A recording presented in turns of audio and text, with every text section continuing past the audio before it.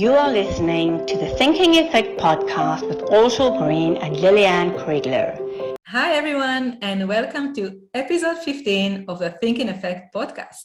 And this episode is all about how can teachers create a classroom culture where great thinkers thrive. And episode 15 actually relates to our previous episode 14, where we spoke about how can teachers create a safe environment where students can focus on learning. And the reason we continue with this theme is because, as you well aware, after the years of COVID, it's very important to attend to the emotional well-being of our students. And this is why Lillian and I feel that we need to explore that space a bit further and support you more in creating an environment where we help our students, feel good about themselves and enjoy coming to school. So before we jump into it, I want to say hello to Lillian. Hi, Lillian. Hey, Orshel. I always say, hey, Orshel. It's lovely to see you, episode 15. And here we are sharing some of our, hopefully, very helpful information with you once again. Yes, and I would love for us to kick off with the story you shared with me before about the fish and the water. It's a lovely story, and I want everyone to hear it because I think it sets the environment for our episode. This is right. So the story is about these two young fish, and they're swimming along in the water. And, coming towards them is an older fish. And the older fish says, as they do, "Good morning, boys. How is the water?" And they nod and they say, "Oh, yeah, all good, thanks." And they swim off, the two of them, and the older fish disappears. And then a minute later, the one young fish turns to the other one and says, "What the heck is water?" And, it's a classic story. And it was told in 2005. So it's lasted the test of time. And it was told by David Foster Wallace, who represented his graduation group at the Kenyon College. And he told the story at the graduation. And what he was saying that is very, very often, the things that are most important to us are the ones that are invisible to us. So the fish depend on water for their existence, but they can't see it. Yeah. Weird, yeah? It is. And yeah, it's a great segue or kind of a great way to start talking about culture, because culture is all around us, right? Yes. It's and the impact of our culture on our well-being, on our confidence, on our ability to learn and thrive is so critical. And often we don't pay attention to the culture that we're in. We kind of let it be what it defaults to be. And we're not being intentional about what kind of culture we want to have, for example, in our classroom, what kind of environment we want to have in a classroom.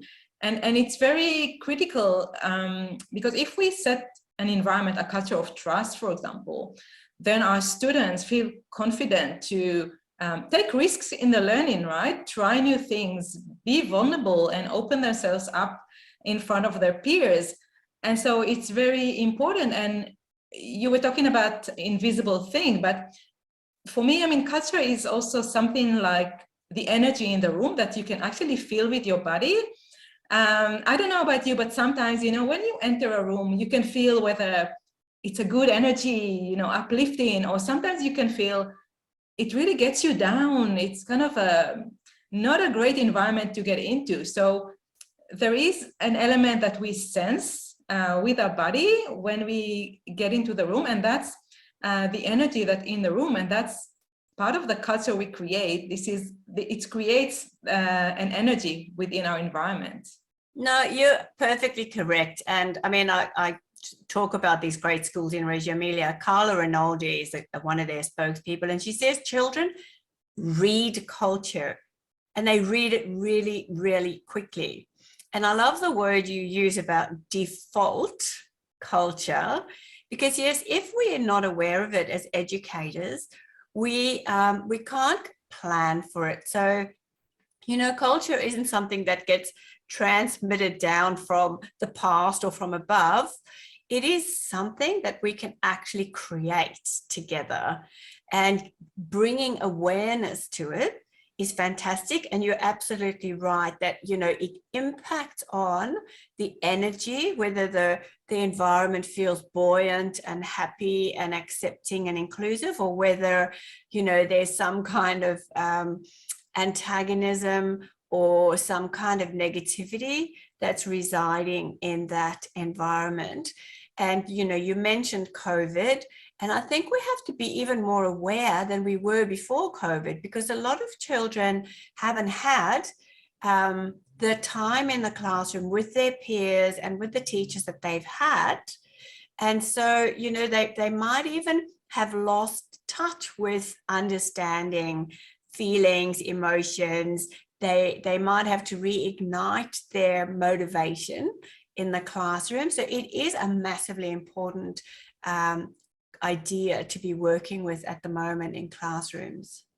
Definitely, definitely. And if we want to create a classroom where it's a place for optimal learning, we need to pay a close attention to the culture and the emotional well-being of our students. Otherwise, like we said, you kind of go back to some default.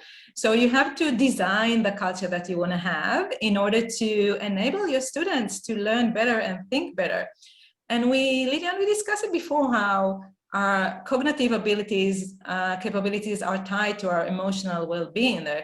You mentioned it's kind of the two sides of the same coin, because when we feel insecure, when we don't trust the people we are with, where we're not comfortable sharing and bringing our whole self into our learning, this is where our ability to learn is being impaired. And so if we want to enable our students to really think deeply and meaningfully and learn and take themselves to kind of push themselves more and challenge themselves, we have to first look after our culture and create the culture that we want to have in our classroom. Yes, that's right. I mean, you know, Jean Piaget, the renowned psychologist, and even his student, Reuben Feuerstein, they, you know, that idea of the feelings and the thinking, or the feelings and the ability to learn being completely connected as both sides of the coin, is massively important, because we know that when our feelings, when we're in overwhelm, or we're feeling anxious, or, you know, we don't fully understand what's happening, or there's some uncertainty, that the brain starts to focus on that and on protecting itself. And it does it in three ways. And we know these ways. And I'm sure all our teachers have heard before about, you know, they either fight, or they flee, or they freeze. So, I mean, our students might be fleeing in a way that they're just not giving us their attention. You know, they've gone off somewhere else in their mind, or they've just frozen. So unless you have that sense of balance, and unless students are in a state of readiness and reciprocating the learning, then it's going to be very difficult for them to take in new information. So one of the things I think that a lot of educators are understanding now is that we kind of have to slow down, maybe even what we're doing. Definitely. Just to ensure that everyone is on board, and, you know, checking in as you did, as you're saying, and maybe bringing their awareness to culture as well. Absolutely. I think that, yeah, the culture is the foundation, and now we need to look after our foundation, especially after the last couple of years. It all has been really shaken well by COVID, and so we need to go back to our foundation and look after it. And in terms of how to do it, yes, I think that the best starting point is for each teacher to have a discussion with their student about what is a culture. Because as we know, they might not be aware of what it is. Yes, it is all around them, it impacts them. But they need to actually think about what is a culture. And then after you're having such a discussion with your student, you can pose another question and ask them, what culture do we want to have in our classroom? So let your student come up with what are the values that drive them, what kind of culture would help and support them. And then you can actually write down maybe a few of the things you agreed on in terms of what kind of culture you want to create in your classroom, whether it's a culture of trust and empathy and kindness, whatever you'll come up with. You can actually create a poster or, I don't know, bring it to life in some manner, and then hold everyone accountable that this is the culture we want to have here, and therefore it impacts how we behave. It drives how we behave in the classroom. And if someone behaves in a different way, in a way that doesn't align with the culture we want to design here, then you can point that out and say, well, does it align with the culture we want to have, and correct that behavior. And so slowly everyone will get used to behave in a manner that aligns with the culture you want to develop. No, you're so absolutely right. You know, and if students aren't aware of it, they can't buy into it.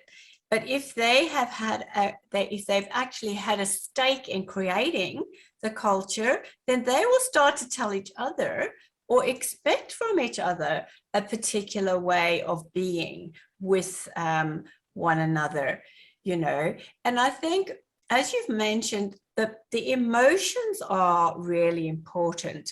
And I think you had a suggestion for what, you know, educators might do in the classroom so that the educator can gauge what's happening around that emotional tone in the room. Yeah, definitely. There are a few things that I wanted to share. One of them is having an emotional barometer. So you can create, put on the wall, you know, a few emojis with different expression. Let's say one of them is sad, one is neutral, one is happy. And you can create a broader range of emotion on that wall. And then in the morning when your students come into class, you can ask them to place, you know, a piece of paper or whatever it is with their name on the place that represent better their emotion, on the emotional barometer. So it will allow you and them as well to assess and understand how they're feeling now. And as a teacher, you can see if there's a particular trend in your classroom. Maybe there are quite a few students who, I don't know, maybe feel angry or maybe feel sad, and you can address it and uplift them to the level you want them to be. And it's also an opportunity to help students articulate their emotional state, because usually most people actually using only between 5 to 7 emotions when they want to explain to someone else how they feel. But we know that there are there are 27 different types of emotions, and most of us are not using a broad range of words to represent how we feel. So it's also an opportunity to help students understand how to better articulate how they're feeling. And that, you know, help when you communicate with others, you can better express and explain how you feel.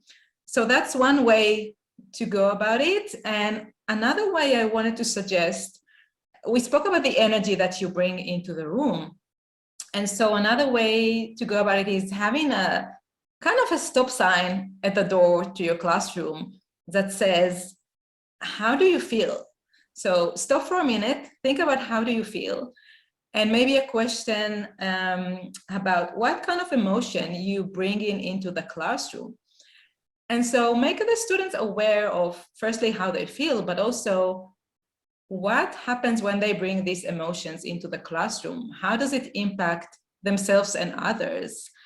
And so when you gain more awareness of how you impact your environment, it helps you also to change your emotion or make sure you're not negatively impacting others. Yes, there's so many things I love about what you just said, Auto. I don't know where to start.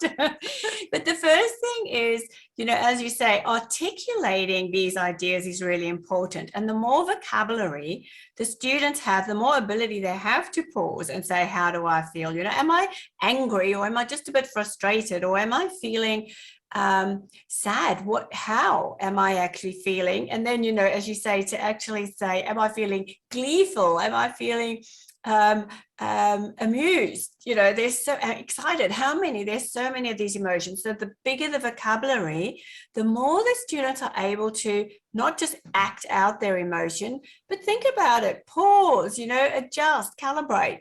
So that is the one thing that I really love about it. And the other thing is, that emoji wall, when we were discussing it between ourselves, we thought, maybe the older students really are going to think this is a bit twee or a little bit, uncool.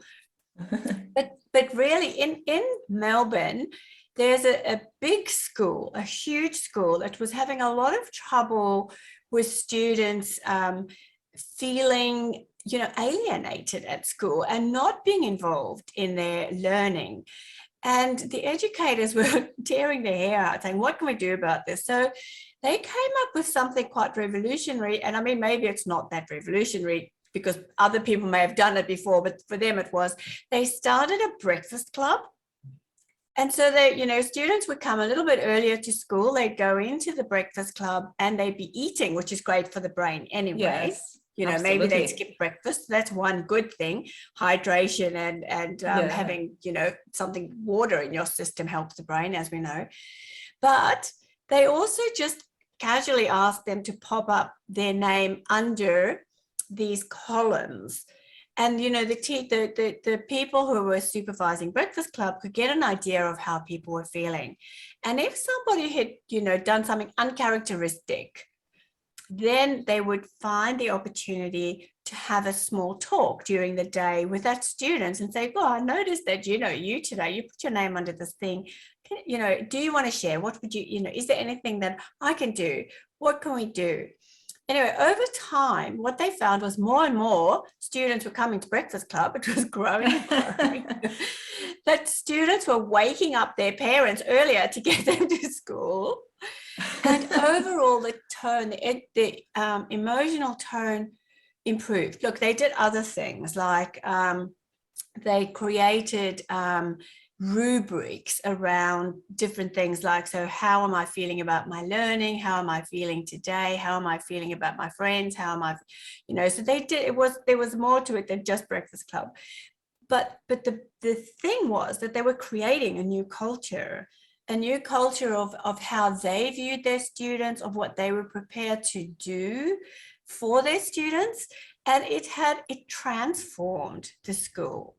It really was remarkable. Their results just really rose significantly. And it had to do with the students feeling more comfortable, listened to, supported, and they started to become the people who supported others. I'm not surprised. It's a beautiful story, and I'm not surprised it made such a difference because they created a culture of kindness and empathy and looking after each other and building that trust that we're here for you, right? Whatever you need, we're here for you, and whatever you feel, you can share it with us and we'll look after you and we'll help you. And so I'm not surprised that this change to the culture made such a difference to their academic performances as well, because as we said, this is the foundation for everything. And it's a great example on how you need to be intentional about your culture, and you need to design the culture you want to have, and you'll see the results.